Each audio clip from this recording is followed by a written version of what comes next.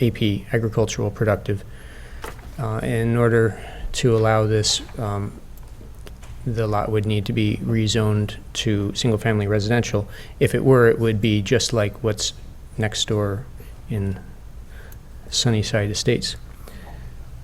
And if you were to go to the property now, you would see this. You'd see the residential development happening right now as part of Sunnyside Estates. These are along San Joaquin Court, and here is Sacramento Way and Fulton Way along the east edge of the subdivision site. And this is the end of Fulton Way, where it stubs into the subdivision site with the sidewalks and pavement and some utility piping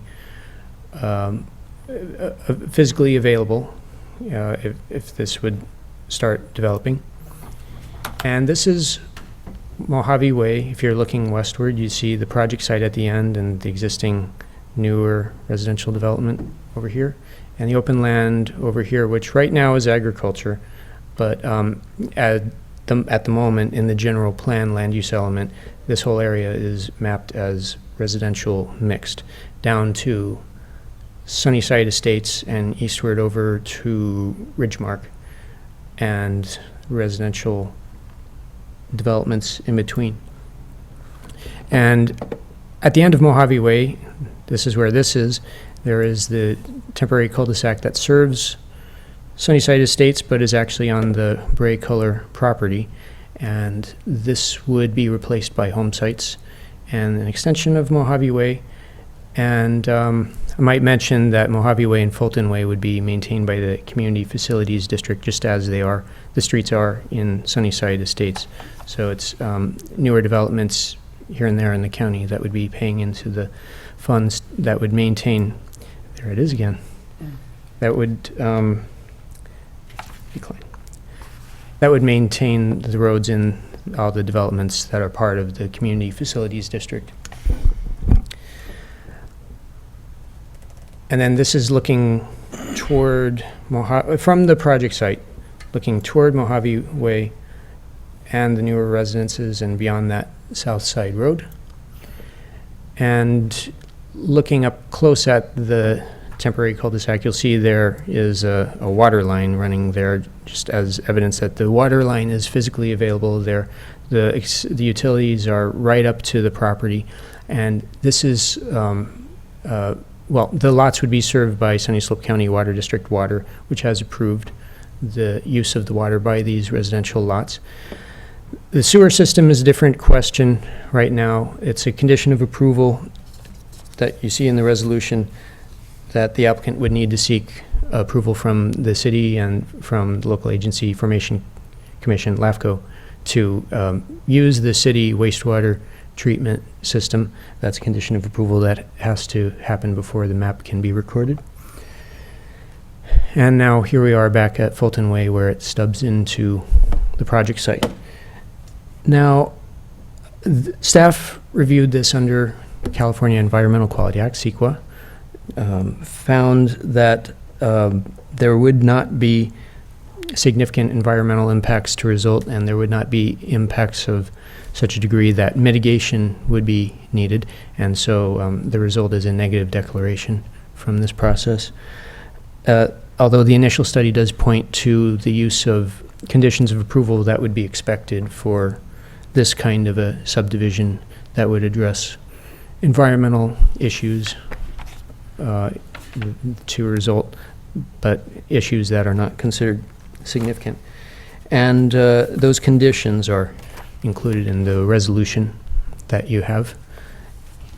And also included in the resolution that you have in front of you is the draft ordinance that would be used by the board to rezone the property from agricultural productive, as it's zoned now, to single-family residential. And the map would be conditional on this, so it wouldn't be effective unless it couldn't be recorded if the rezoning were not to happen.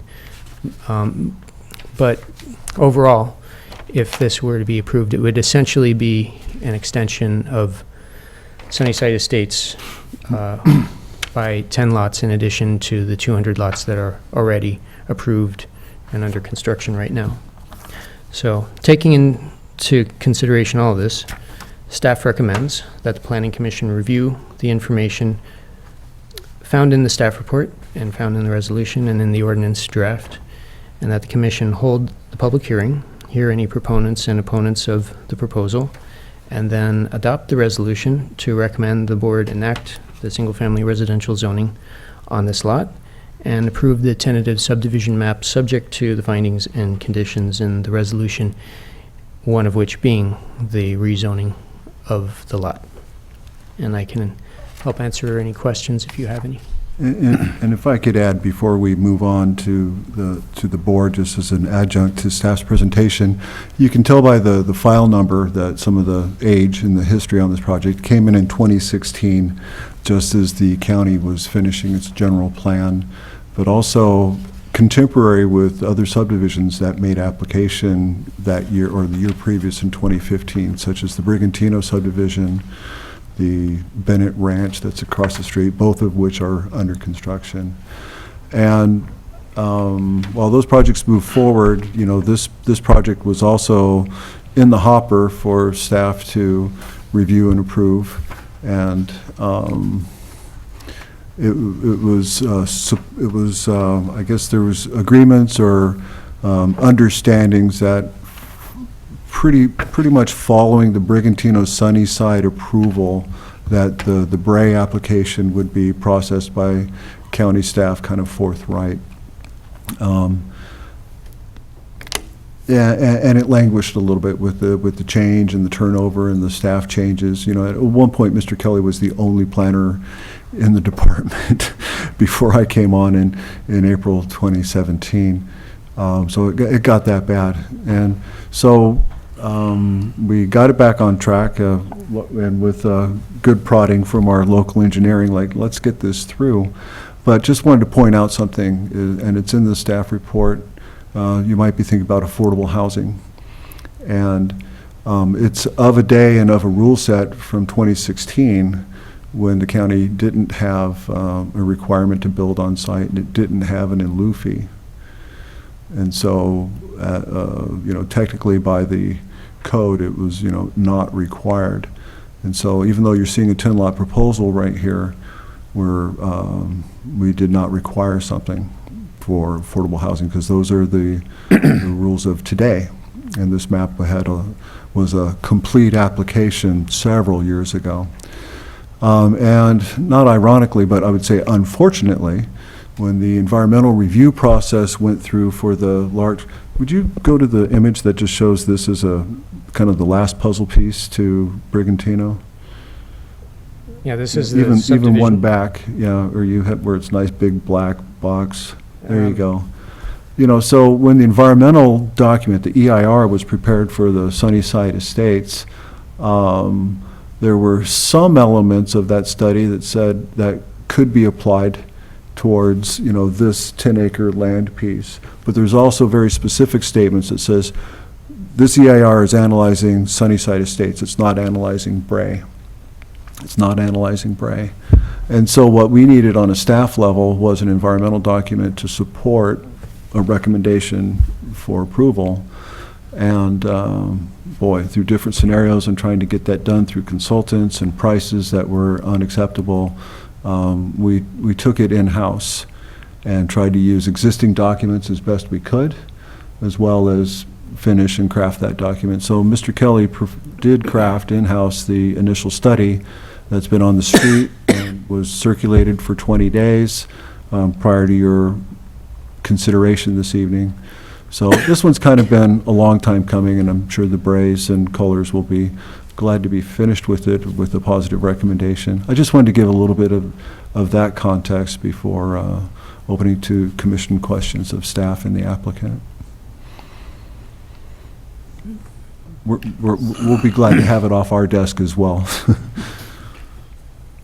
So my understanding, they have we can't charge them any fees for housing, low-income housing?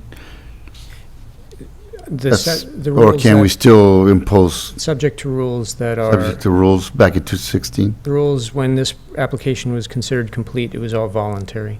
It was all, if you choose voluntarily to include housing targeted to certain income, lower income groups and moderate income, then you get a density bonus and other concessions defined by the state.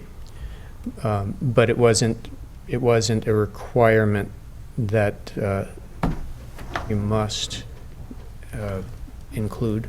Yeah, so in context, as we've heard through several divisions, people say, give me equal treatment to the 4,500, that fee. That is actually voluntary, and it's just been incorporated as a condition of approval, reflecting that willingness on the property owner. And we didn't go there on this one, as staff members working with code and what's required on the books.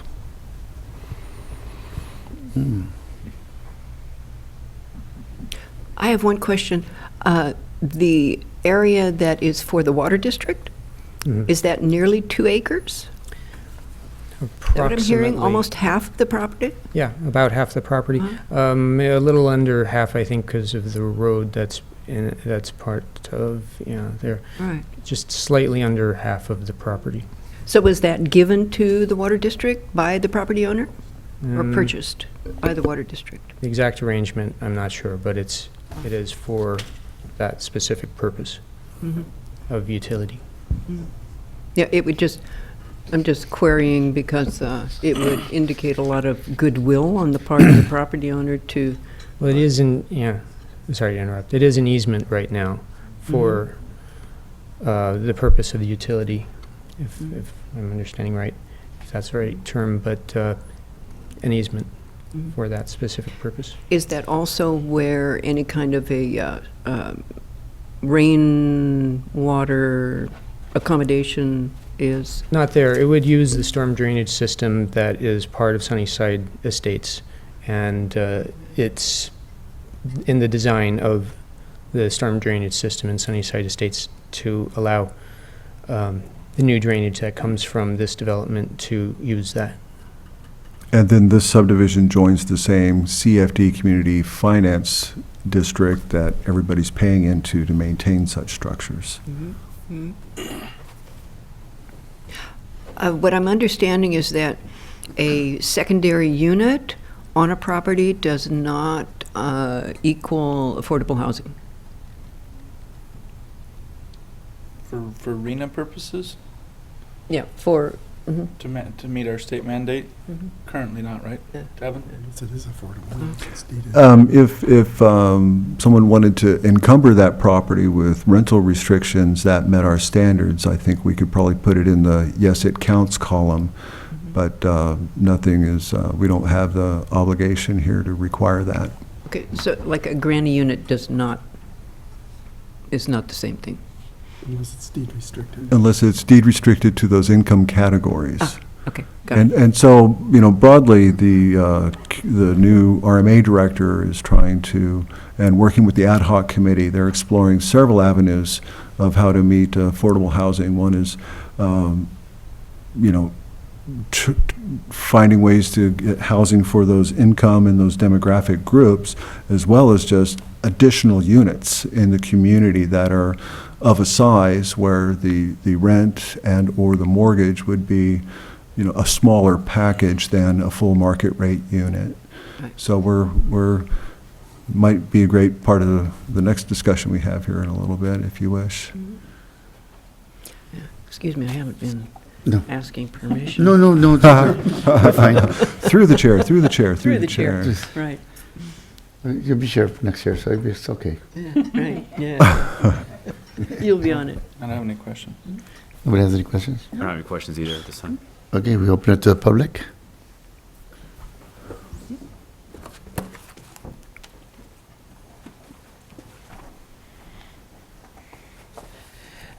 My name is Ann Hall. I'm with Benito Engineering, and I'm here on behalf of the applicant.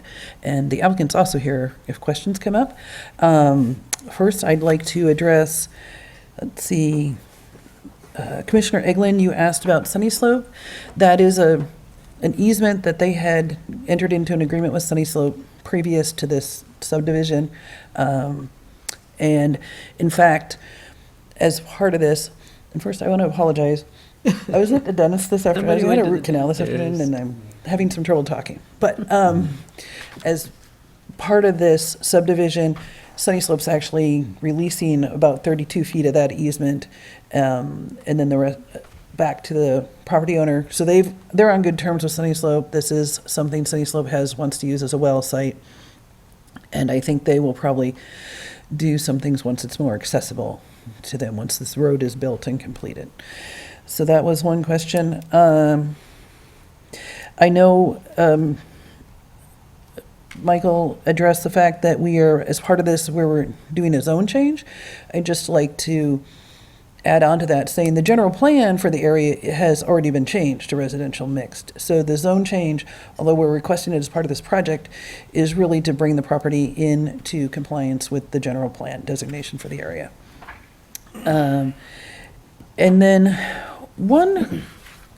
I had a question. We had received a copy of the draft conditions, but I noticed there were a couple added, and I didn't notice it till today from the one I had received. And so I haven't had a chance to talk with staff. But in particular, condition 20 speaks to additional invoices from county staff. And as Tabin mentioned, this project has been a long time in the pipeline. At the time, I believe, but since I haven't had time to check, I believe at the time this application was submitted, there was a set fee. It was not necessarily a recoverable fee. I don't know, given that the only real action has been going on here in the past few months, I don't know that this number is going to come up to be a lot different than the fee they paid. But this condition as written is kind of we have no idea what that number is. And I'm a little leery to agree to a condition that is completely open-ended. And I just didn't know if we had any more information available on that, or if we could set some kind of limit, or do you have an idea of what we're talking about? You're correct. I forgot here with Michael that and ironic, it's not how it's done in other communities, but the zone change actually in the fee schedule is a fixed fee based on how many lots or units you have by the health department. In most communities, since it's a legislative action that could take long and deliberation, it's generally a deposit item. And I know that's the way it is now, and I understand that. Right, and here, we do have the map aspect, which is probably was a deposit item. But if these were fixed fees, we're not going to ask for any more. But Michael has been accounting for his time to finish the environmental review, and, has been in for a while. There has been work done. No, I know Michael's been working on it here recently. I just, I just don't know how much money that, in agreeing to that condition, I don't know what to advise my client he's agreeing to do. Okay, we might not know the dollar amount, but it's an agreement that's already been made with even the earlier, so maybe it's even redundant just to have here that we would be recovering staff time and cost. That was part of the application agreement going forward. So maybe the language here is a little disconcerting, but it's not new news. Except for, I think, the collection of staff time is a change that's been made on current projects, but I'm not sure that was in place when they paid their application fee. I'm not sure that was how things were structured when they What applied. would be your understanding of when the bill should be reconciled? And again, in the past, the fee was set, and its initial study was done for that fee, and there was no follow-up invoicing for staff time. I understand now that the fees are so much plus a deposit, and that is how things are handled now, but I'm not sure that was at the time. And again, we could be talking about $500 and it's no big deal, but I don't know what we're talking about. And I apologize, I didn't get an opportunity to call you and ask you if you had an idea of what we're talking about. So Yeah, I could have been armored with some math. You're not wanting to continue the matter for us to I figure don't want to something out? continue it, and I don't want to continue it. Hopefully, we can all come to an agreement and we can resolve it tonight, but I guess maybe can we just make it of record that we are, we have a question about this and we'd like an opportunity to get an idea of the scope of it, or can we reserve the right to discuss it further if, I just don't know what we're talking about, whether we're talking about $500 or we're talking about $5,000 or we're talking about $30,000. I don't know. And, for $30,000, we might want to continue it, but I don't know where we're at. Don't recommend continuance.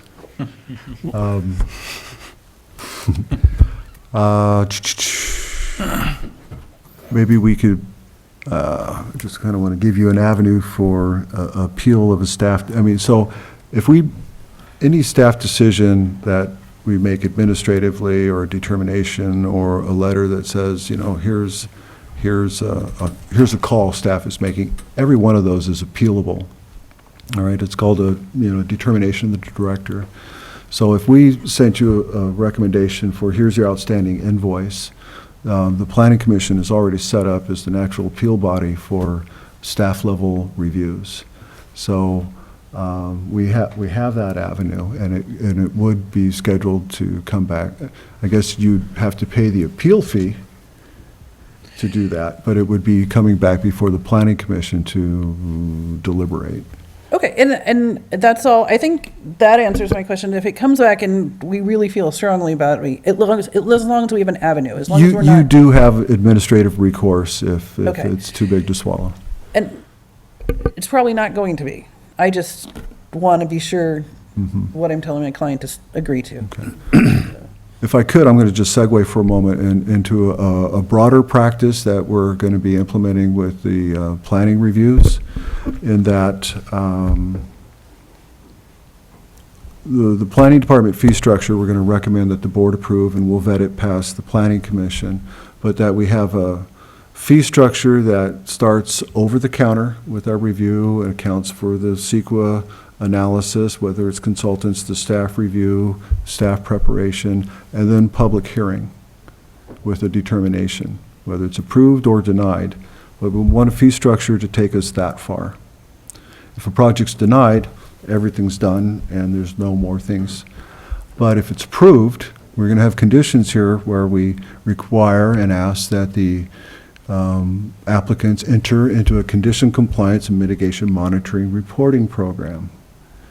Okay, it's a big mouthful, but right when you give your approvals and there's 46 things to do for the applicant, it goes out in their court for a while as they're assembling the information, or actually building things on the property. We're reviewing biology reports, we're making site visits, we're still spending time and effort to help them implement or record that they're implementing their mitigation monitoring program. So it's a standard practice in many communities, and right now what we have is kind of a fuzzy line.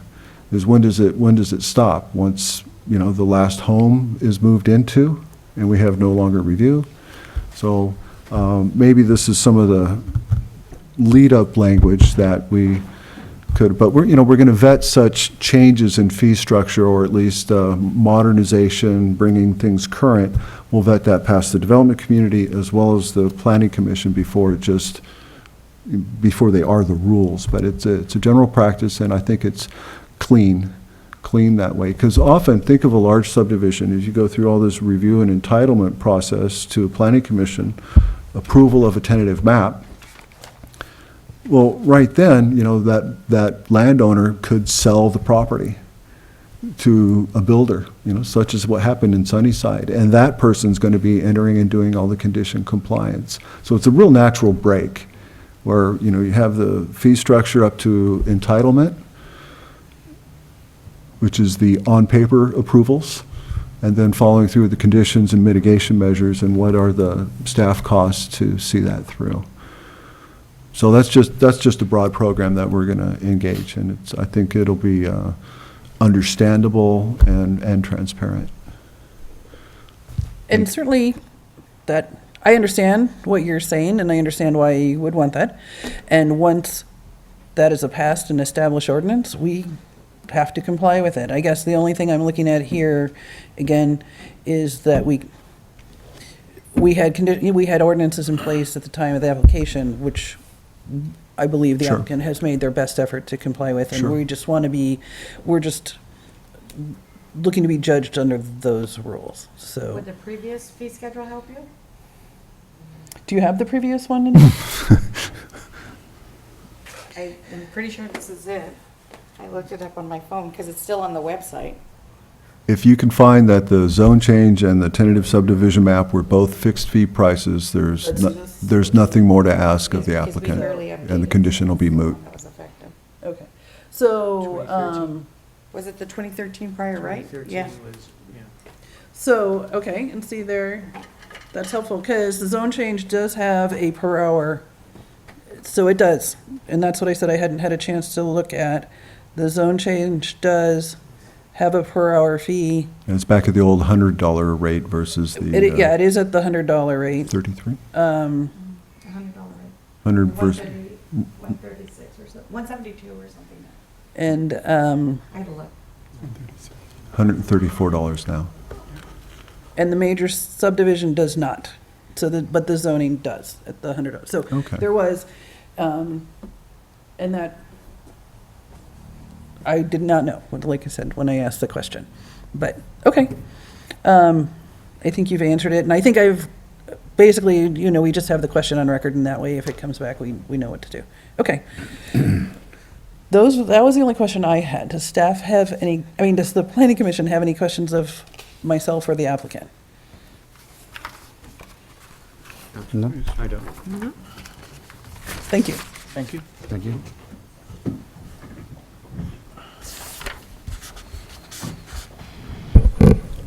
So before you, there's two actions. There's a recommendation to the board on action on the zone change to take it from agricultural productive to the same zoning designation as the neighboring subdivision, R1. And then, should that be approved by the board, there's a resolution of approval for the subdivision and its many conditions of approval. So I'll close public comment. Okay. No more public. Bring back to staff. And, Oh, I'm sorry, I spoke too early. yeah, That was my staff spiel. there you go. Go ahead. Okay, I make a motion that we adopt Resolution 2019-X, recommending the Board of Supervisors rezone the property as single-family residential and approve tentative subdivision map 16-97 with findings per staff recommendation. I second that motion. And subject to the conditions of approval. And subject to the conditions of the approval, yes. I second that as well. All in favor? Aye. Aye. Ta-da. Done. Congratulations.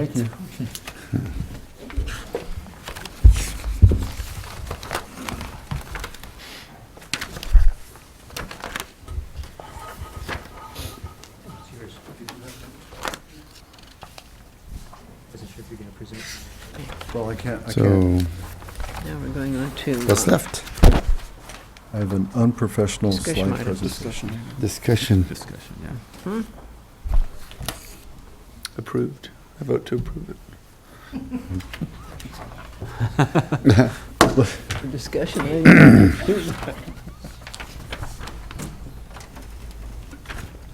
All right, review. Where's page width? How do you get So page here was width? LAFCO. And that was the same property. All right. Go ahead. Ooh, So look at that. I would like to take a moment before we do this item to introduce our newest staff planner, Ariel Goodspeed. She was very successful in our recruitment for assistant planner. And this is the beginning of your this is the midpoint on your third week? Fourth week. You got She's already got one paycheck so far. That's very promising. We're very happy to have her on board. Where was your degree from? Humboldt State with, So my undergrad was in environmental policy from Humboldt State University, and then my master's was in urban and regional planning from San Jose State University with a focus on environmental planning. well, Also at San Jose State? At San Jose State, yes. Yeah, well, that makes it approved. so we're very proud and welcoming for Ariel Goodspeed to be here. We also had another hire, which was Megan Stevens as a staff services specialist. She had been working with us as an office assistant, but it was a new position that was described and that she competed for with an internal recruitment. I'm not quite sure how many applicants there were, but she was successful in that. And Megan Stevens it's a staff service, so she's helping work with the systems and the operations of things. She's not a planner, but computer systems, the interrelation of documents and learning, but what I wanted to do with that is saying thank you with your recommendation to the Board of Supervisors on the budget, and thank you to the supervisors for authorizing the additional positions at the RMA, of which Megan is one of those positions, as well as code enforcement officer, and I think there's a couple others. And that's a segue into this. I know it was a commissioner wanted discussion items, so can we task staff with things to do and to bring back information. But now with the skill set that Ariel brings to the table, as well as the skill set and the functions in the new position that Megan Stephen has, is we in the department are in a position to really start taking on some of these components that we haven't been able to engage because we've had paying customers that need review and we've been in the trenches just fighting, and now we can start thinking about systems and improvements and what are those zoning codes and general plan changes that we need to amend and get to. So thank you for that. So just briefly, not much different. I don't want to present much different from what I put in the little staff memo, but I had do you mind receiving this brief introduction before you engage in a discussion? Okay, I'm hearing none, I'll go forward. So I was just a little concerned maybe that, if most of your lens as planning commissioners is with the 1, 2, or 4 projects that we bring in any one meeting, what are we doing during the daytime? What are we doing with the other jobs? What's on our plate? And so I thought it would be important to share with you major projects presently under review, as well as the administrative, programmatic, and functional improvements we're trying to make in the department as we rebuild ourselves back from a staff of 1 and getting through this backlog. And then also share here the context of direction that the general plan gives explicitly that the county is supposed to implement and observe and implement with or without resources. So just briefly, major projects under review in your staff report and on the screen if you want. We've, in no particular order here, there's presently working on the US Highway 101 commercial nodes, of which you've had a public hearing already. I want to thank each and every one of you for being available for the special meeting that we need to have happen on September 4th. I'm sorry, Commissioner Navarro, you weighed in this evening that you can make that. That's right. Yeah. So we'll have 5 commissioners. We'll have a quorum.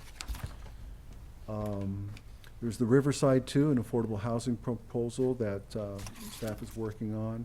190 home and commercial proposal in Ridgemark that takes meetings and daily activities and coordination with EIR and environmental consultants. Oh, thank you, dear. Okay.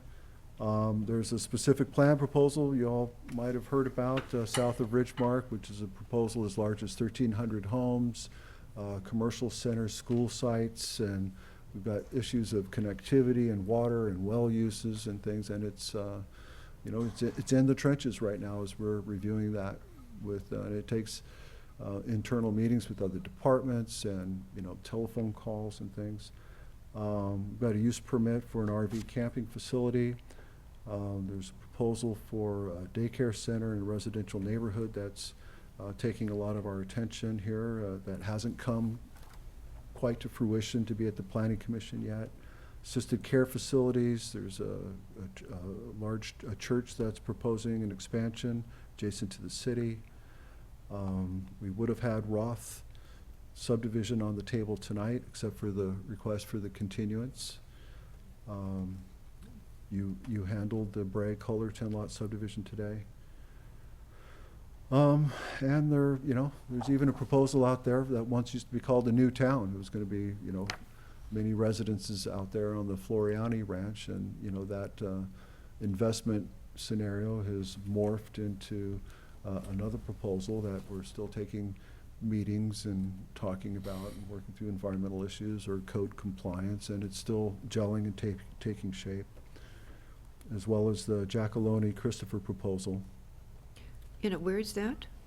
That's above the airport at the 150, it's proposed at the 156 and San Felipe Road exchange on the northeast corner.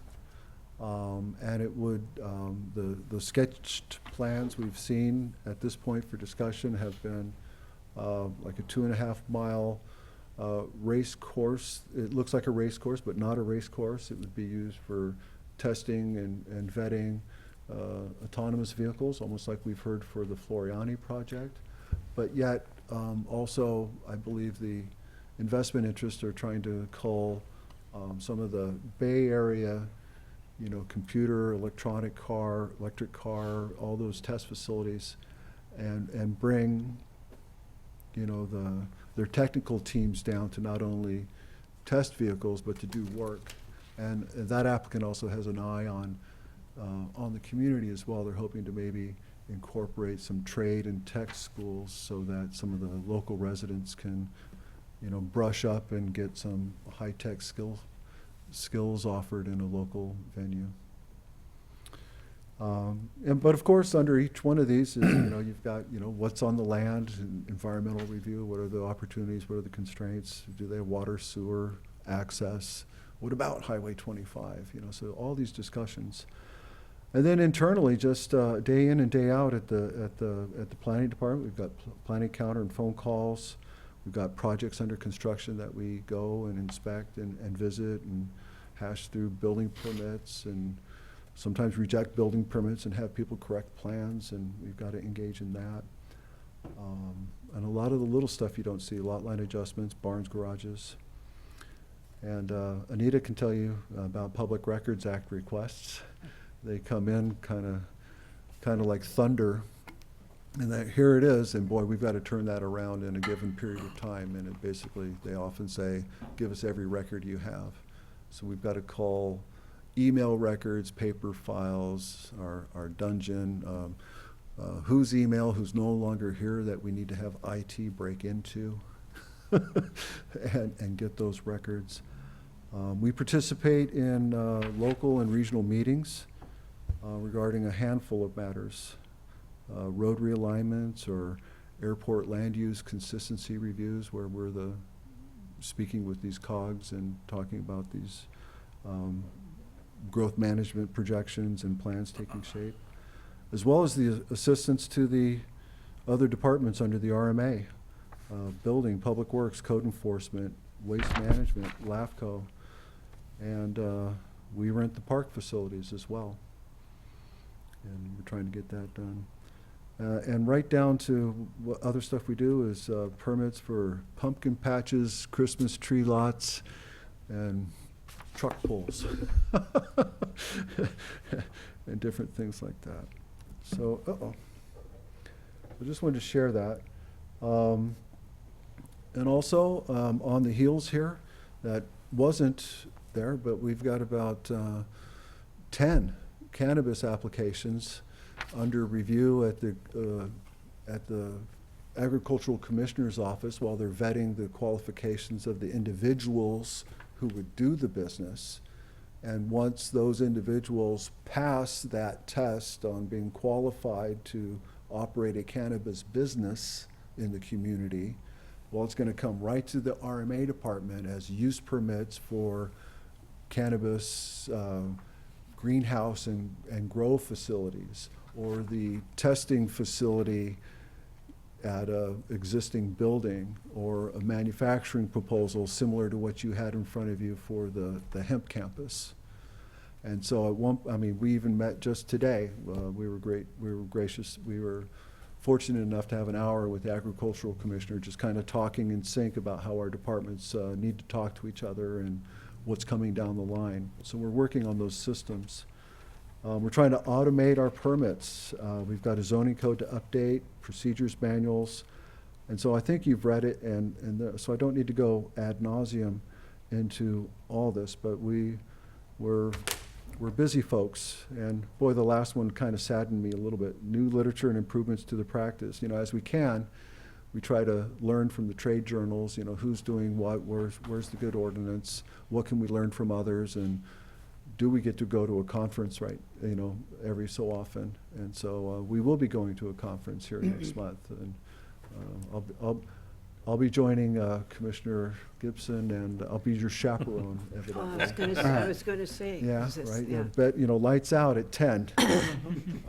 But we'll be going to. And no county credit card, right?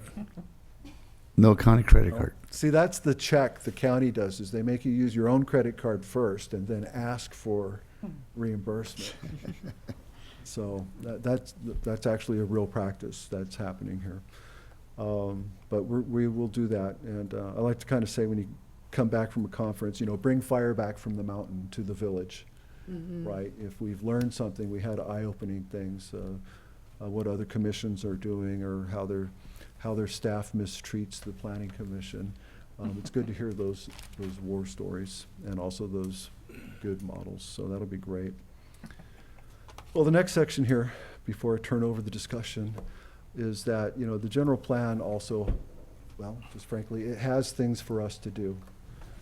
To date, the Board of Supervisors has not assigned additional monies to the RMA budget to supplement, either through consultant staff or additional on-premise staff, to take on this additional workload of implementing the general plan policies. But there's hundreds of them, and many of them need action. And so what I was hoping today is I've kind of synthesized what I thought were the top three that kind of ran similar to some of your individual requests or need for information. If you were going to have staff bring something back, it was like, was it something to do with economic development? Oh, but we also want to move forward on housing and ADUs and those fees. And also like, well, staff, you've been telling me the zoning code is inconsistent with state law. How come that's not done yet? And so what I think I could do, now that we've got additional bandwidth, we don't have as much bandwidth as I need to get all this done. Some of this might need additional funding. But we do want to address these things, and I think we could have not just a discussion item, but almost a report back on a quarterly basis, some progress if we choose one or two of these things that you would have staff work on. So I'm trying to say, as much as we can do under the current budget scenario and staffing scenario, which just happens to be a little bit more than we had 2 months ago, because we've got some new staff. So, yeah, this is, I guess, Dulce Alonso spoke with each of you or several of you to just kind of hear what you're. Yeah, there's quite some As you time look on the back. screen right now and you see these bullets right here, is there something that was really big that you thought about staff or the county engaging that's kind of not on this list? I want to make sure I haven't missed something. Can you find your concern in one of these bullets on what you wanted us to do? Housing, commercial business permit. Yeah, you know, the commercial. processing of commercial applications. I think the commercial was a little more detailed than just permits. It was getting properties zoned and get the EIRs started so that if a tech company comes, we're not doing a 6-year dance trying to get it going.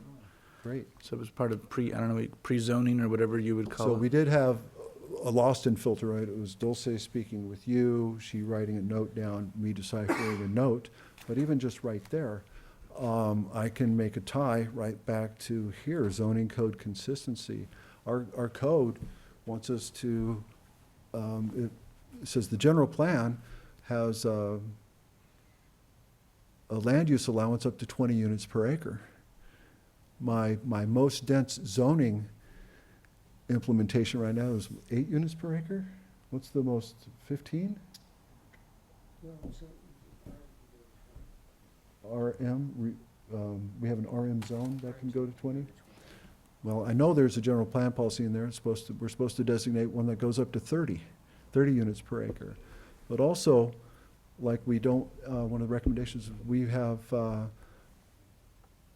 public and quasi-public on the general plan map, but I don't have a zoning code for that, or what the allowed uses are, or what the development standards are. And if we do find, Commissioner Gibson, that we have, paint on the zoning map that's not consistent yet with the vision of the general plan, that's a zoning code, it's a zoning map amendment, and it might take us writing the ordinance for those. So it's, yeah, and when the governmental rule set is clear in procedures, business can swim in that environment. When they come to us and we say, I don't know what to do, we don't have direction, or this is inconsistent with that, and you're going to have to pay the cost right now because you're here for us to straighten this out for your property. So zoning code consistency is important, housing is important. And I just wanted to couch that I think there's a way that we can bring back fire to the Planning Commission that meets your needs for leadership and information while also moving the ball forward on some of these macro programs and getting our house in order. And right now, just even if I could, just go back up to this little thing, it's just one line here, procedures manual. Just a little line right here, but we are really making a conscious effort right now to record what a good practice is, and so that, one planner doesn't process something a little differently or out of sync than what another planner would do. We're writing it down, we're taking it to the table and discussing it as a group and say, this is what we're going to go forward with as of August 2019, and let's do it this way.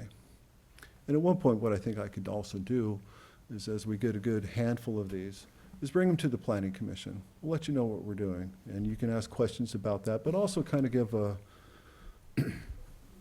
blessing, if you would, where you're familiar with the practice and the way that a process, or, the applicant will be treated in such a manner. Well, I saw, Tavin, that you had a procedure for that. Did you deviate from that, or did you stick to that? All right, so it's a little body check between, your leadership and what we do with the department. So with that, I'm feeling like I've been over-caffeinated and talked too much for your discussion item. But I kind of wanted to lay that out there, and Commissioner Gibson, you kind of let me know, like, oh, maybe I just did too much for what your simple request was. But I like it. Do you? Okay. Helpful. So with that, I can stand down, or I can sit over there. Actually, I'd like to stand. Oh, I got the Ray Pierce card. What is that, sir? Red. Oh. Oh, you got the Ray Pierce card. I was more than 3 minutes. Okay. All right, so so it was my suggestion that you, consider these things, help us prioritize one or two bodies of work that you'd like to see moved along and improved on. Mhm. I even came across a paper that followed the general plan adoption by the Board of Supervisor for, Yes, what was her name? Barrios? Oh, I think so. Rosie? you know. Margie Good, I think. Barrios, Mm-hmm. where she asked EMC, who had finished the general plan for the county, what are the things we should implement? What are the next steps for implementing the general plan? And so from the EMC office, there was a letter prepared for Margie that actually about 4 pages, and it's a little different order, but it was like, we suggest you do these first things first and some other things second. And one of those major ones was, zoning code consistency. I don't want to derail your conversation, but I did bring copies for the public and yourself if you wanted to look at that letter. Yeah, so I'm speaking too much for your discussion. I'm going to be quiet now. Thank you for your time. Through the chair, I'll interrupt Tavin. The commercial business permit processing, if we are looking to get more business moving into the county, when, what's her name, asked us for these questions, Dulce, yeah. It was, I called Willis Construction, I called American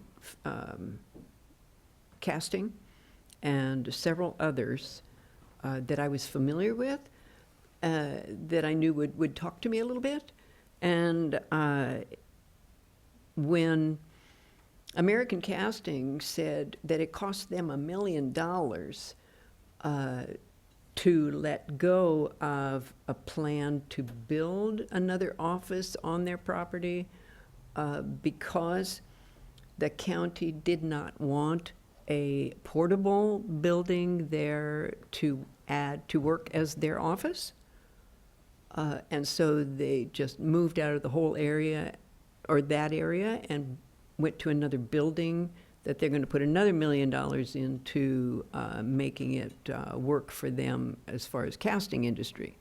And so it seems to me that issues like that need to be worked out. If you see like bang, bang, bang, this is a hang-up for other businesses coming into that industrial park.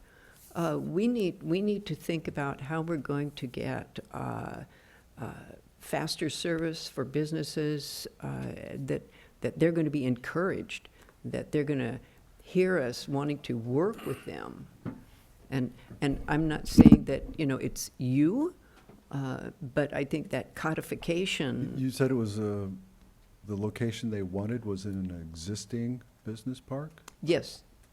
American Casting is right there at the. 120, is that the one that makes all the you can Tilt assemble, ups. you All the can tilt ups. assemble a building elsewhere from their pieces? It's like they make the Lego pieces and then you put them elsewhere and you build the building with those pieces?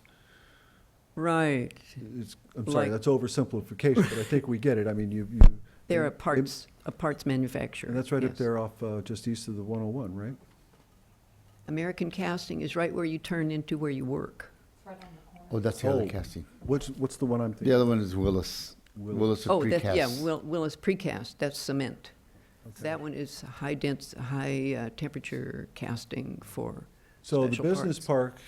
park is actually city property. Mm-hmm. Oh, Yeah, the county offices That's are on not city, county? are in city jurisdiction. Yes. oh, And he's selling his building. Yeah, so I'm not aware of that conversation, Okay. nor what the particulars are, but actually, yeah, I think we own the building, but we're on city. They're on the corner when you turn. Yeah, but the Straight out of city our- limit line goes around the airport, and it goes up the office park and there, and Okay. then it. yeah, I was looking at where the city line was, and I thought it was just on the airport side. Yeah. Yeah. I'm in the okay. county. Okay. I got that little pocket there. So I'm not for certain, but I know that office park Yeah. is in county. So it's, But say it was in county, Mhm. it probably, if there was an existing industrial, if there was an office park approved, there should be development standards that would let the community know what they can build, how high and what intensity and what architecture it needed to look like and how much landscape to put in and where their employees, how many parking spaces So they all need. that stuff is It should be codified in with an the city. industrial park plan, yeah.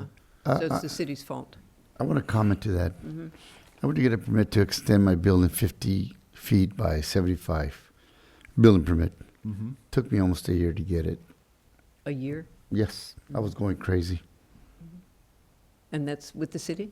In county. County? He's looking at me. Yeah, the county, I hate to say this, the consultants just kept going back and forth, back and forth. And then they wanted footings, Yeah, and that was my argument. They wanted footings where there's no building. yeah. I go, what's the purpose of putting? Right. Well, that's what the engineer wants. I go, no. Well, there's Yes. several things at play right there. Mhm. Is one, is in the RMA, screen sounds like I'm trying to be restrictive, but we review physical plans to see if those uses and those activities are consistent with land use in general plan. There's that review. And then there's, the 60 pages of construction that show how strong it is, that it's going to meet earthquake standards, and it's going to stand up in a wind load, and those kind of construction details. And so presently, right now, the building department, we do not have the capacity at home in staff for one of our own to turn all the plans and to do that kind of review.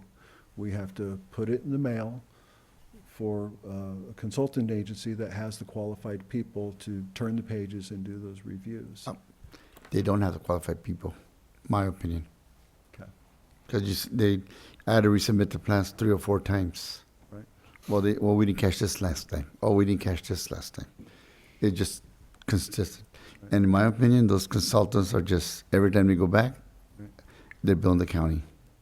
So And it's I'm costing sorry the about county a lot of money. I'm sorry about the year time, but But there's a that's, certain part of that's just the nature of the beast, because you might have a really great architectural firm, but they're using an older code. what I'm getting here is the planning, we can say, okay, they can do it, but the other department, which is the building department, has to be in with the planning. Mhm.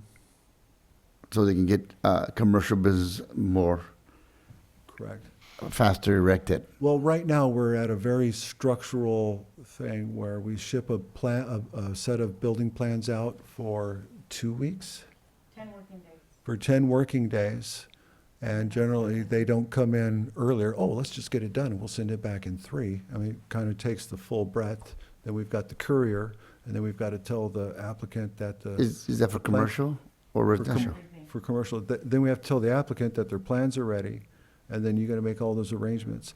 I guess where I'm getting at is not trying to make excuses, but yet if we had funding in such a way that we have those staff qualifications here, we could cut down a lot of the logistics. We could also have a person that's much more familiar with this exact community versus a third party that's doing plans for different places. Not that we're going to get away from being compliant with building code, but a person in-house could learn the tenor and the candor. They could learn San Benito County and how we. Yeah, because some of the ordinance in other counties are different than this one. They could be stricter, they could be less lenient. So if you get a planner or a building inspector that's from another county, he is applying for he learned from other areas, not what's here. And that's what causes the delays. Okay, yeah. I- And so it's for that kind of scenario that we're so engaged right now with writing reproducible procedures. And so that we're regular and methodical, and, one person looks at it and gives you 100 conditions, the other person says, oh, that's fine, just do these 2 things. I remember one time, one of my building inspectors was on vacation at a city I worked for. We had universities and different college campuses, and we had an inspector that did that, and we had an inspector that did the rest of the town. And one of the universities came in and says, oh, we need an inspection. And they said, okay, well, so-and-so's here. Well, so-and-so's, oh, no, we want the easy guy. You're like, ooh, wait a minute, because code should be code, right? Compliance should be compliance. And so I'm sorry for your experience, but we can One of the things here is, how do you, especially in housing, we're supposed to find ways to streamline governmental processes and procedures. And how do we do that? And how do we engage that? So how do we get another, a little more expertise funded? How do we get another person into RMA? Do we have to wait till next year? The board could do a supplemental, but wouldn't that direction have to come from the RMA director to add staff? Well, I think what you're going to find today is we write this down right now, that this is maybe something you find important, and doggone it if we're not going to find another 15 important things as well. And which one do we want to fund as having the most effect for whatever your particular goal is? Is it to nurture existing businesses, or is it do we want to put the money on affordable housing regulation? So there's going to be several. And so that's part of this discussion, is that we capture these things and sift them through. Because if you had $1 million worth of stuff and you're only going to get 200,000, what are you going to get done? Which one? So that is involving yourself in the budgetary process, or recommending that each one of you is recommended by one of the supervisors, correct? That you share with them that it's important to you, and you think it's important with the community, and that more attention is given to X, Y, Z. Mm-hmm. Now, we do not hear cases that come to you for business. Is that the case? I mean, like if there's going to be a building that will house monkey cages, and they need welders, and they've got this kind of atmosphere, does that kind of a business property, if it's going to be done in business zoning, commercial zoning, how much oversight do we have on that, or does that go through straight codes on your side? Kind of like the office park example we gave before. With each of the zones, there are a range of uses that you can do. Just move in, or get your electrical permits for the wall you're adding, or the wall you're taking out, or your new sign. Well, there's a certain amount of things that you can do in an M2 heavy industrial district. And there are things that you say, well, Planning Commission says it depends. We need to ask for a conditional use permit because we want to look at it. And so that's the same for many of our commercial districts as well as like a residential district. We expect single-family homes to go in a residential district. You don't see every one of those houses because it's already verdad. Yeah. Being that, But you're with the commercial nodes applications that's going forward is right now is that's a policy formation. Part of the discussion between you and the that's fine. Is the board is how much discretion does the Planning Commission wish to have? Thank you, Commissioner Gibson. It's your Would you discussion. pass that card down? Where are you getting these cards? Everybody has a card. being that I was tagged in this discussion by the planner, I will make my comments last. So. Okay. Actually, I was going to propose that you make your comments first, just as. Okay, well, there we go. You made the request. I just want to make sure that we capture through the chair what you wanted, the intent you wanted to have as part of this discussion. Through the chair, this entire project wasn't what I suggested, but it's a great idea. Thank you, Tavin. And now that we're doing it, my suggestion would be for the commercial that my intention was never just simply the application. It was designating land in the general plan for commercial, getting the EIRs done to get this thing to where it's almost shovel ready. So if we do have a large employer coming in, we can meet their need quickly instead of having them go elsewhere. Oh. That was my original intent, and streamlining the application process. It was a lot larger concept. So that because the county gave the EDC $150,000, the city did the same. They're going to go out and try to find employers to come here. But if we don't have anything ready, we're kind of spinning our wheels. And then we're going to just harm ourselves more in the long run if they're going to say, well, you don't go there because they're not ready. So I'd like to get that ball rolling. I think employment here in the county is the biggest issue we're suffering from. If we had more employers, the traffic on 25 wouldn't be an issue to anybody. So the employment here, the lack of decent employment is the issue. And I would like to tackle that, and I think as a planning commission, if we can do anything for the benefit of the community, it would be jobs. And we have a long way, in my estimation, to go to get that done in a timely manner. So my understanding is rezone some industrial parks, because we have no industrial parks in the county. Just nothing. Everything that's industrial right now is within city limits? The city. Not Not all of it, but there's very small portions. Out around 101 and 129. I don't think there's industrial over there. You get ag industrial. That's a whole different. Yeah, okay. Yeah, classically, such uses are pretty dependent on really solid infrastructure. Do you have abundance of electrical power? Do you have water systems? Do you have sewage systems? Do you have access to highways and roads? And more than not, those fall to your city, municipalities, and areas around those types of providers.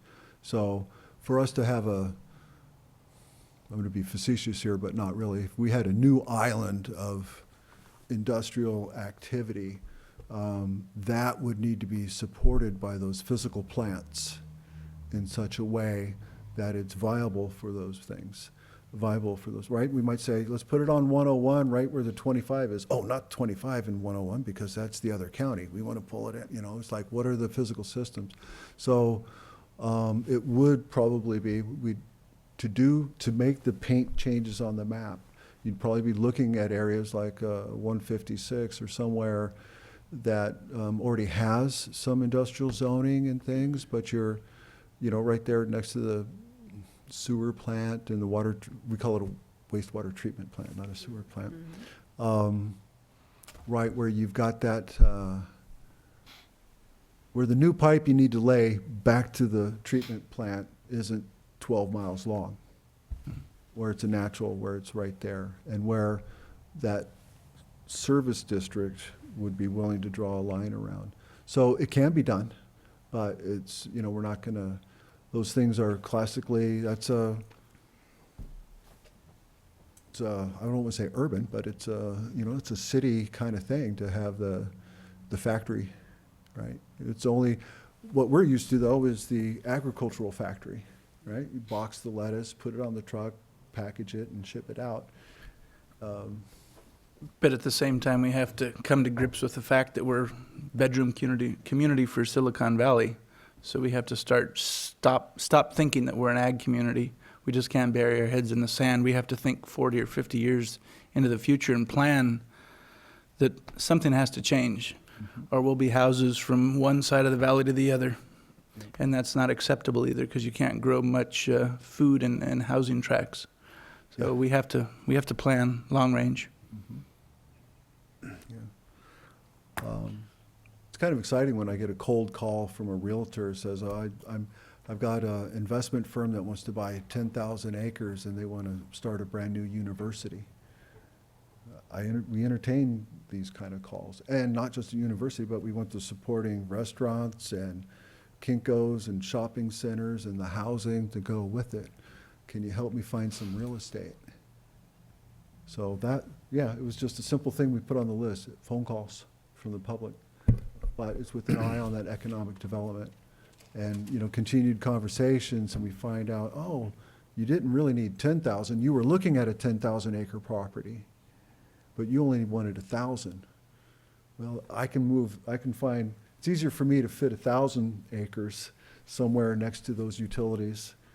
And the later conversation found they were interested in even a smaller amount of acreage to get done what they want. But that's a economic generator, right? A university or a campus with the jobs and the construction and local opportunity.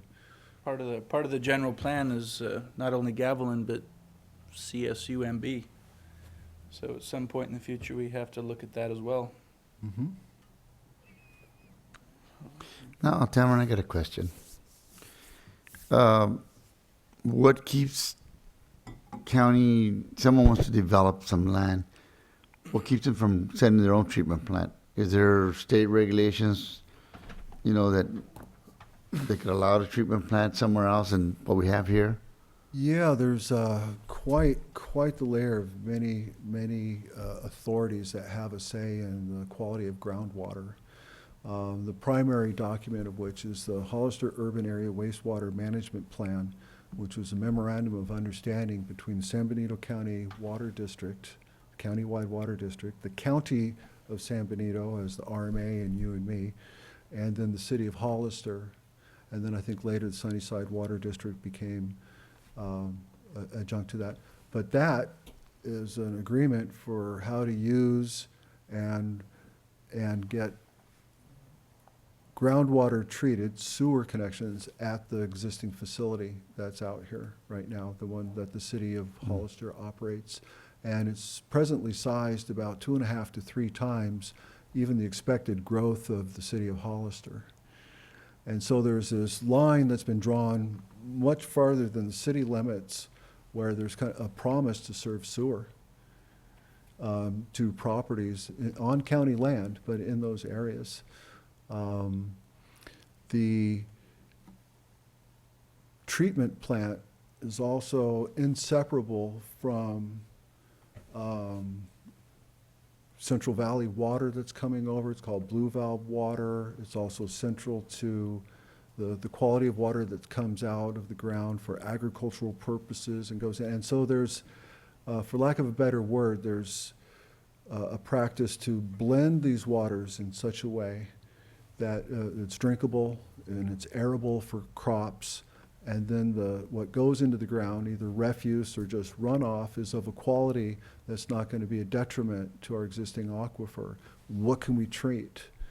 In fact, some of these proposals we're working with is even wastewater treated once or 2 levels might still be too dirty for us to allow to go back into the ground. And we've got Central Coast Regional Water Quality Control Board, as well as some state agencies. So there's a lot of oversight and a lot of, you wouldn't believe the alphabet soup on some of this stuff.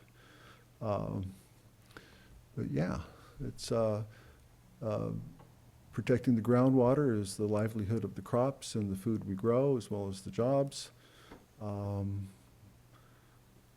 it's it used to say if you wanted to know the history of California, you follow the history of the railroad and also the development of water, right? The Central Canal, the Central Valley Canal, which also built the freeways to build the canal. There's this history is we can't really separate ourselves from how important water is in the community, and it's just, there's a lot of hands in it. Well, the sewer system's already got the purple valve going out for row crops. Mm-hmm. Yeah, down Wright Road. Right, yeah, it's because it's treated it's tertiary, treated. it's like 3 levels. Supposed to right? be safe. Yeah. I don't know about that, but they can use it for row crops. Yeah. And So, through the chair. So, when I saw this topic, and correct me if I'm wrong, Commissioner Gibson, but the discussion was that we're having today is, I thought, was around how do we bring up topics that are interest that we have interest as a planning commission to this meeting. So procedurally, what is the process to do that? And secondary is, what maybe are those topics that we want to see on a recurring basis? So first I wanted to Right. thank Had you I captured that for commissioner- this list of everything that you're doing. I think this was commendable in terms of putting together this list, because there was many things on this list that I was not aware of. So it's very, very helpful, and I appreciate you putting together the list.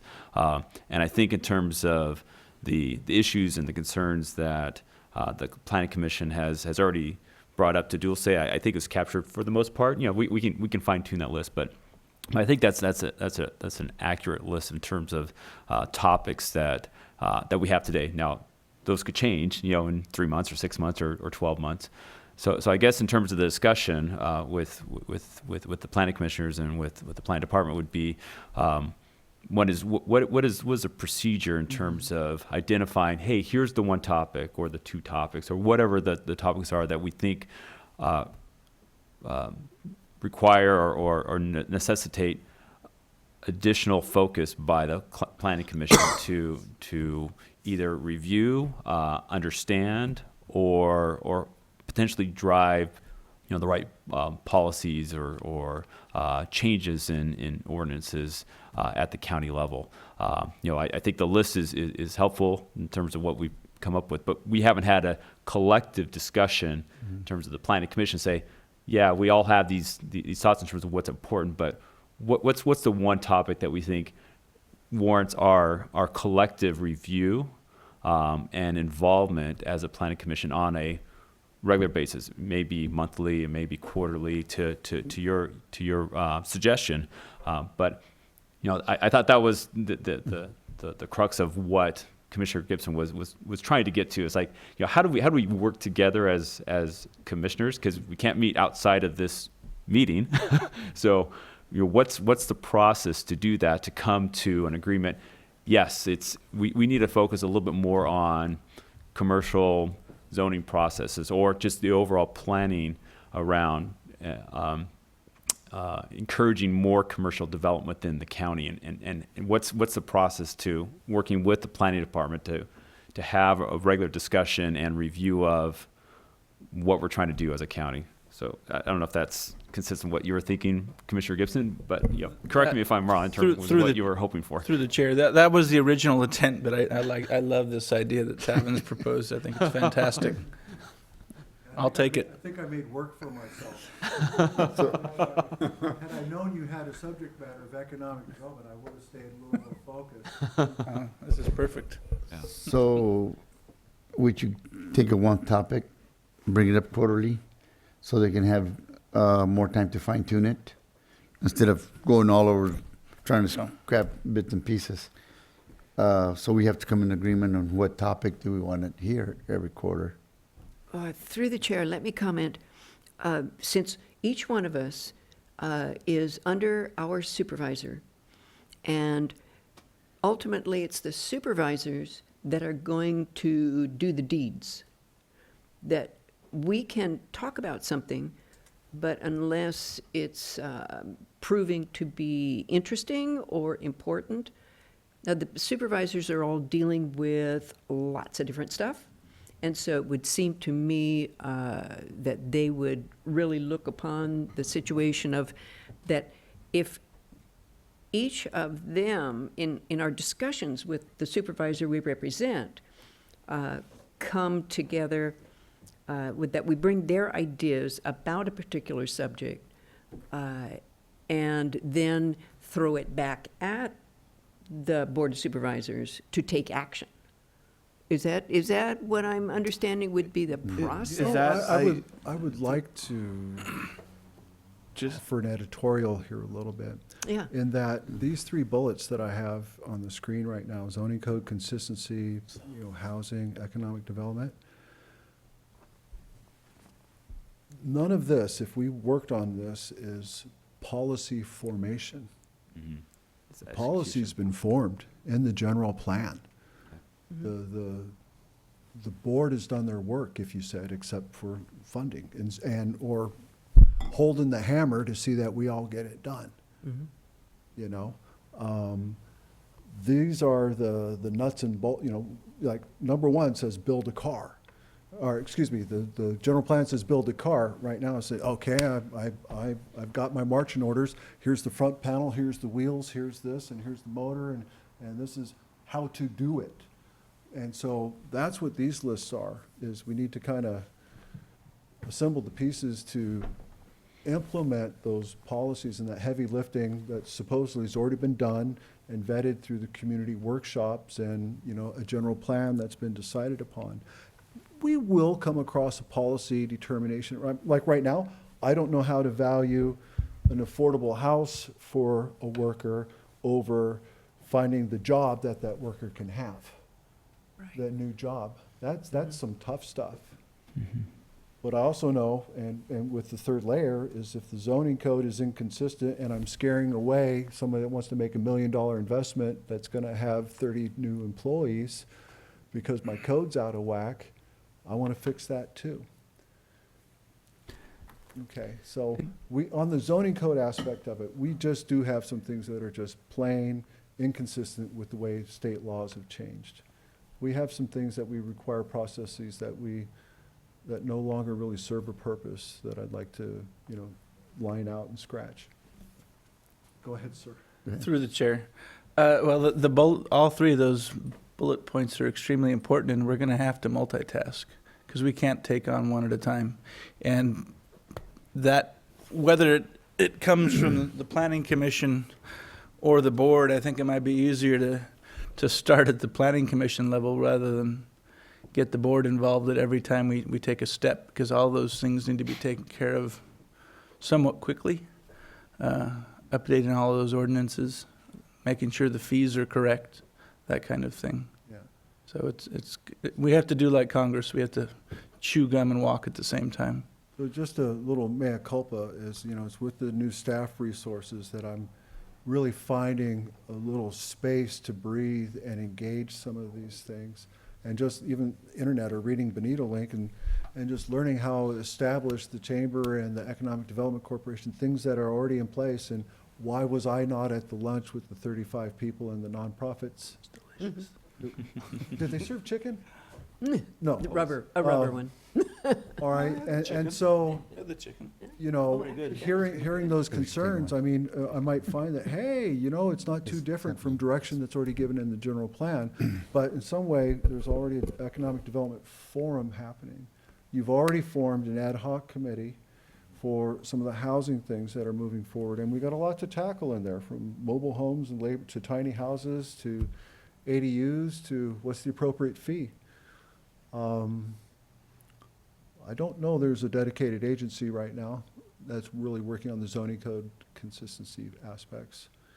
If you'd beg my pardon for a moment, I'd like to grab a handout and put it right in front of you, and we'll just focus on one thing, but it was the letter from EMC to Margie Barrios that had the recommendations in 2015 on, if you take on the zoning code, and I'm saying zoning code in a broad sense, that's really county code, because there's subdivision ordinances and engineering regulations and different things that we're reviewing every time we bring a staff report to you, that they're consistent with these things.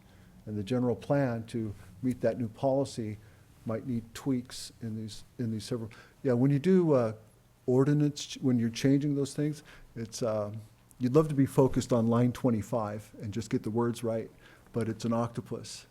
It's got relations to other parts in the code that you have to correct at the same time so that they're not in conflict. Yeah. But could I put that handout in front of you and we can? Sure. Anything Margie did is good.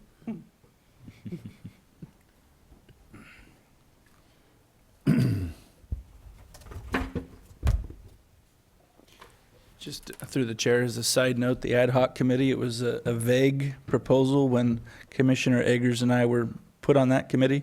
So it covered all housing ordinances, and that's something that we're going to continue to work with the board to go through pretty much that entire list of issues, and we'll probably add some to it. So it'll be a long-term goal to get our ordinances up to date. And when was that ad hoc formed? 3 or 4 months ago? Yeah. Here? Mm-hmm. Yeah. Duh. Okay. Would you pass that down, Commissioner? Sure. I'm just reading. Oh, there's one for each of us? Got it. I was like 6 documents.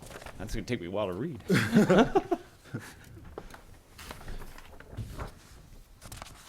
So I can help you get a little more laser precision. If you turn the page 1 over to page 2, and it says zoning consistency, it's about 4/5 of a page long on different zoning code sections, little things that would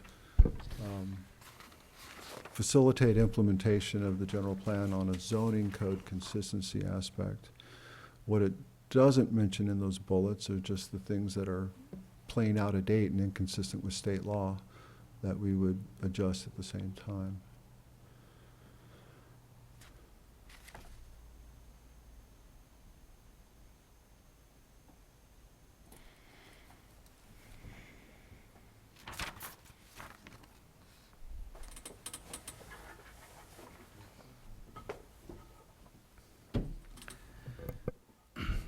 Through the chair, if I may. And right before the previous RMA director left, we were supposed to get an update on the general plan updates. Is that still in the works by the present RMA director at some point in the near future? On the general plan updates, this is the most constructive activity towards those ends right now. And so it's, I crafted this response to you, so I'm kind of in the driver's seat a little bit. So I haven't heard from the RMA director, but he thought this was a good exercise to let you know all the activities we're working on programmatically as well as code requirements.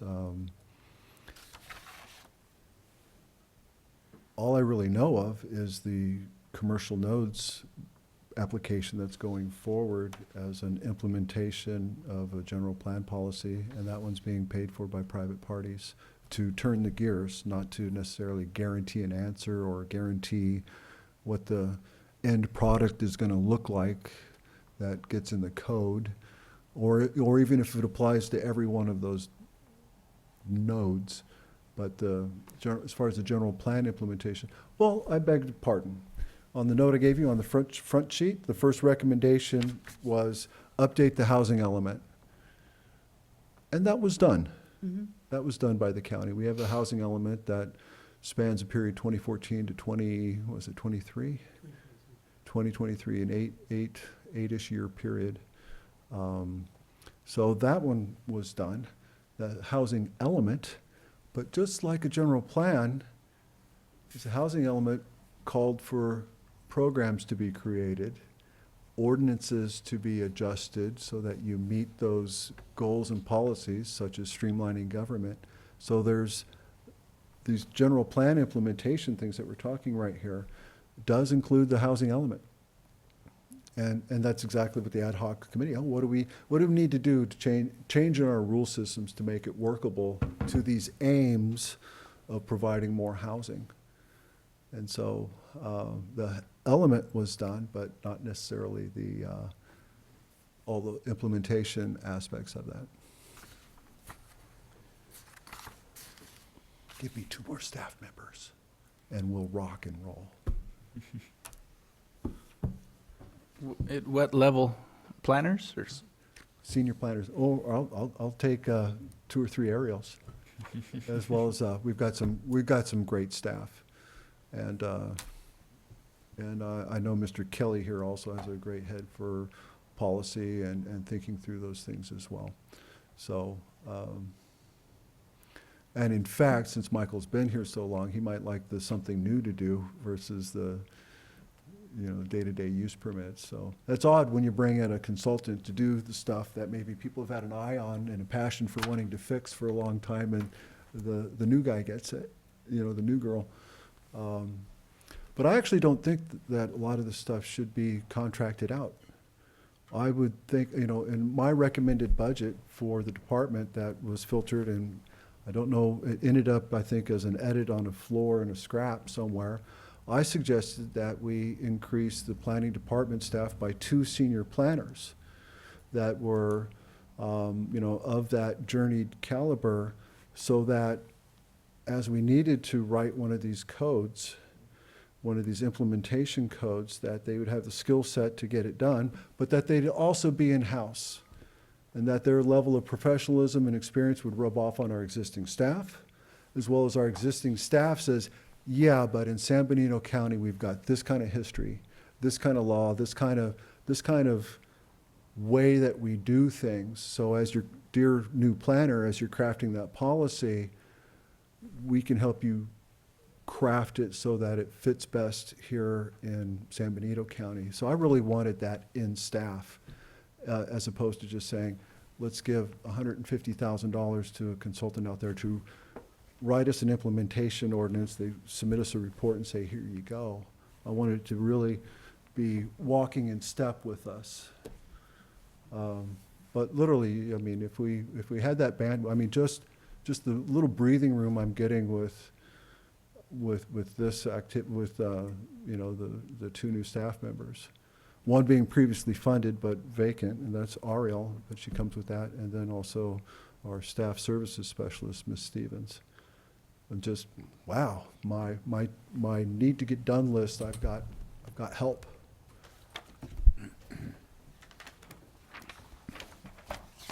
Anyway, maybe it's too much to ask for any one of these, and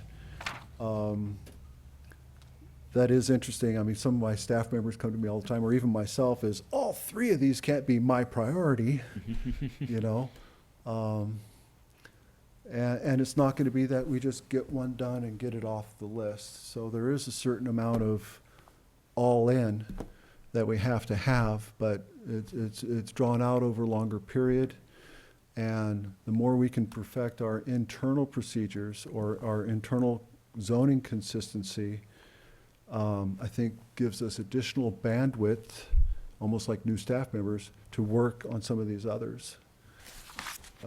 I've been talking a lot, but I'm going to give a metaphor to, I remember when I was a young married man, and my wife and I, we had 5 or 6 credit cards. Everyone came in with a bill each month. Oh man, how do we do this? How do we knock this down?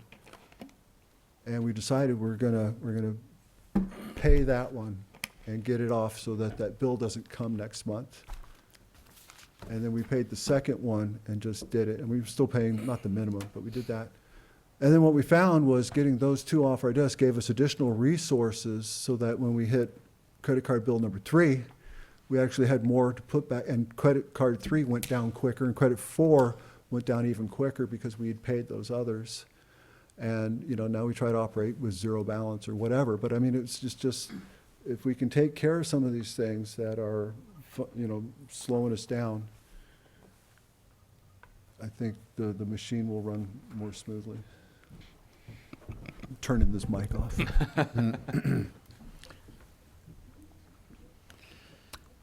So, bring it back, I mean, I think one item every 3 months, because you don't want to overload this. Through the chair, I mean, the housing ordinance it's something that's occurring currently. We have a meeting tomorrow, and we're going to continue to have meetings until we knock that list of what we need to update to 0, because it's long past time that we update our ordinances. As far as the commercial issue, which is not just applications, it's a much more broader spectrum. I think that's something that I would like staff to start looking at, just so we can, at some point in the future, tackle our jobs issue in the county and not leave our future up to what the city does or does not do. I think that would be not in our best interest to leave our economic development to the city alone. So as I captured your thoughts earlier from you, you said decent employers and jobs, rezoning for industrial parks. We need to be thinking 40 to 50 years in the future, and also making sure that we're exploring our partnerships with local universities such as CSUMB and others. Yes. Is that a capture of your thoughts? Yes. Okay. Thank you. For instance, through the chair, sorry. For instance, when Gav opens up their new campus in 2021, what happens with the Briggs building? Maybe CSUMB can start a little pilot there. I mean, there's a lot of opportunities. We just have to sometimes reach out and grab something instead of waiting for something to fall in our lap, because we can't just keep continuing down this path that we have for the last 100 years. The county has to realize we have to change with the current times. After all, it's called planning. Mm-hmm. Yeah, but a lot of people still say we're an ag community. Well, that's just not reality anymore. Silicon Valley's driving Central California, and we have to jump on board or get buried. That's right. So. How do we transform from being such a reactive, subject to other whims and other market forces, to being proactive, planning?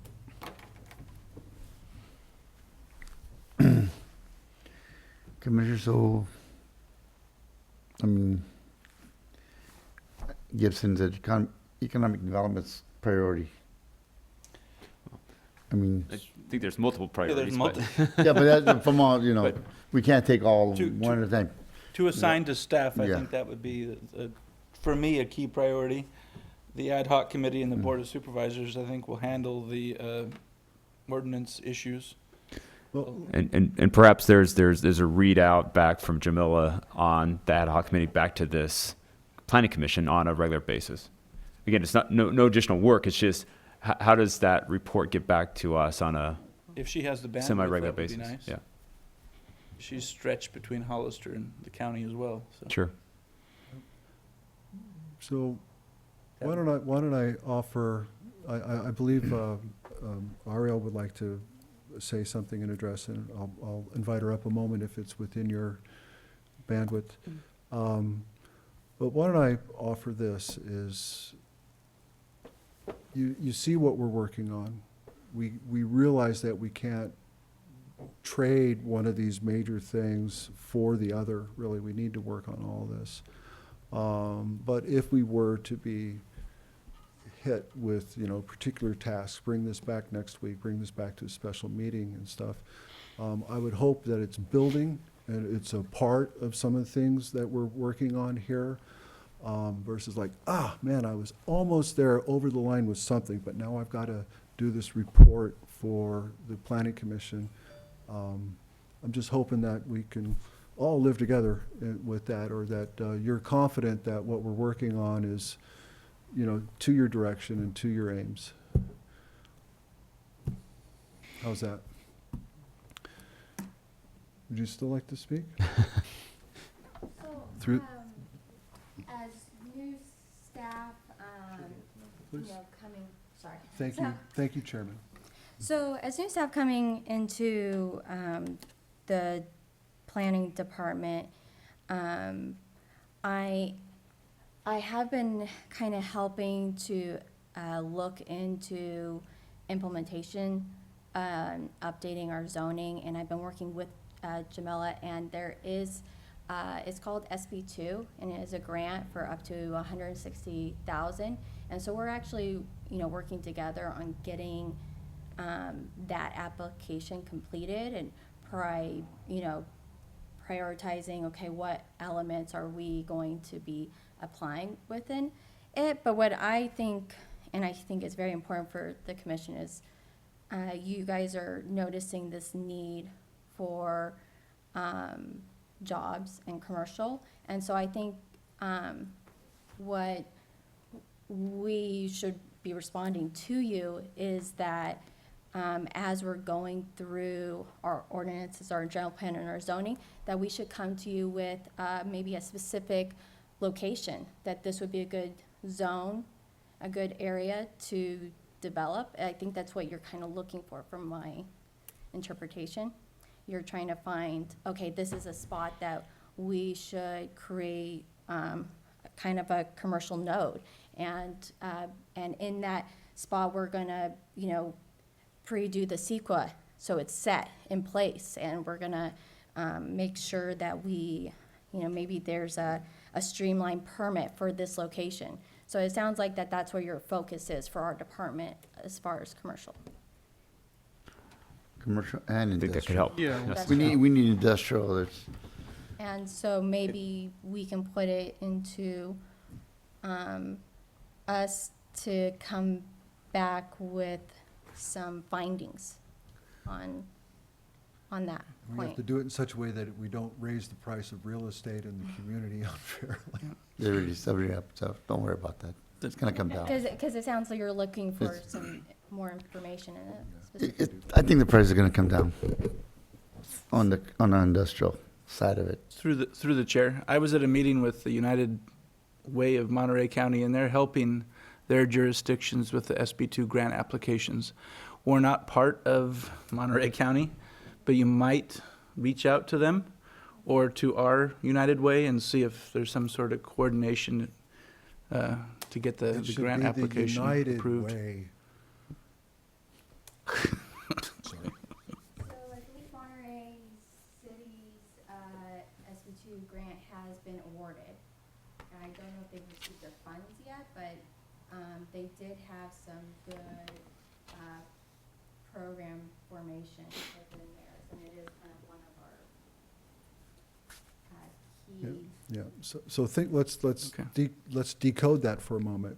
The city of Monterey had an economic development program and plan and staff qualified to seek grants and to know how to write grants and be ready to write grants as they become available. They were on it because that's built into their system already. And they did it well, and they received their money. Right? That's where we're missing out. We're not funding the positions, and we're shooting ourselves in the foot constantly. Okay? And They are funding the positions, but nothing gets done. Just don't go there. Well, we don't have a grant writer other than the gentleman at Did- H, was it H? Health and Human Services. Yes, Health and Human Services, yes. Didn't He's the the only county grant writer. hire someone? It's, No, the supervisor hired a consultant to bring in grants. And see, the irony Then- with such a position is That was they a generally write their own paycheck. It's something that pays, oh, and, that'll cover the cost of our grant writer while we bring this money in, so. the other failed attempt was a lobbyist, which a grant writer's different. $150,000 on the tube. I know. All right, so let me see if I've captured Commissioner Gibson's particular concerns about economic development, but I think I also heard broadly is that if there was better, more reporting on our side to the commission, maybe the department reports where you hear a little bit from Jamila's department as the housing coordinator, or you hear our progress with what the ad hoc committee on housing did, or how we participated in an economic development forum, and we're looking at eyeing a code. So a little more bringing information back to you that might satisfy you. But we don't need We that. work on all three of those priorities. Yeah, but we're not going to need all that information from every department. I mean, you're going to have 100 things to just a couple items. Well, I You didn't know, see I'm 100. reporting If from you- it. I didn't see Let me 100 coming report about myself. the water. Let me report about this. None of that. Just the important ones. Well, how about these three? That's How about, I think those are good. how about the realm of these three right here, okay? Good idea. Is that all right? Mhm. Yeah, just keep it sequential. And I like. I mean, I just, there, you might find in Margie Barrios's letter there that there's something else I should have of four, but I'm thinking these three were kind of the river that ran through most of your comments and the things that would get our ship on course. Yeah, I think Yeah. keeping those three things, because I think the main disconnect is connecting the efficiencies, the administrative and procedural efficiencies with the big picture goals of the county, right? So even like to your point about having things already kind of streamlined and ready to go, there's some sort of lack of connection there with what current systems and procedures are now. So starting, tackling 1, 2, and 3 sequentially, going from there and then streamlining those processes, I think will enable future kind of projects and proposals to be a lot more, efficient and kind of not slip down the cracks, as I think were a lot of the comments that were being made, but rather being more just to the point. It's, eliminating the gray and keeping it as black and white as possible, right? Knowing that there's going to be gray, obviously, but, yeah. And as you planners identify areas that would be good areas for industrial or commercial within the, I guess you got to do it within the city limits. Because we're talking about they need sewer. Well, at least close enough to their pipe. Yeah, no, I mean, if an industrial park wants to come in and they'll put in 50 miles of sewer line, they need to, right? If they're really into it, or but they can go 10, 12 miles. Yeah, it's the only community I know that will, Hollister, that will extend their utility services without extending their district, without changing their district lines. That's not a practice in other counties. Well, that's what happened back in the 90s when they had the economic development. They extended the sewer line all the way to where you guys are located. Because that was all, To yeah, that office part, yeah. they did a new sewer line with a federal grant. Yeah, right. Back in the early 90s, late 80s, early 90s. So I think I can probably report to you more than quarterly, but since we only meet once a month, it's about every third meeting or so that we try to bring you an update on what we're working on that furthers these three big general plan subject matters. And I think as part of that report is where do you need help? So it's not just a report out, here's what we're doing, but here's where we need help. Because I think that's where the planning commissioner working with our respective supervisors can be that help for you, hopefully. I think that's where we want to be proactive. We don't want to be reactive.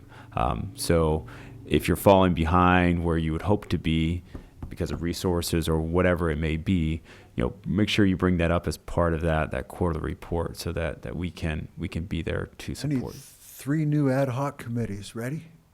No. If you say you need that, then that's fine. We'll do what we can to support you. But that may not be what you need. So I think it's helpful for you to have to just let us know, hey, it's a resource issue. I'm getting bombarded with all these, just the day-to-day jobs. I can't focus on the longer term work. And as and discussed, that's fine. I'd rather have people than cash. I'd Yeah. rather have folks, So composing and writing things and producing a product, or, Yeah.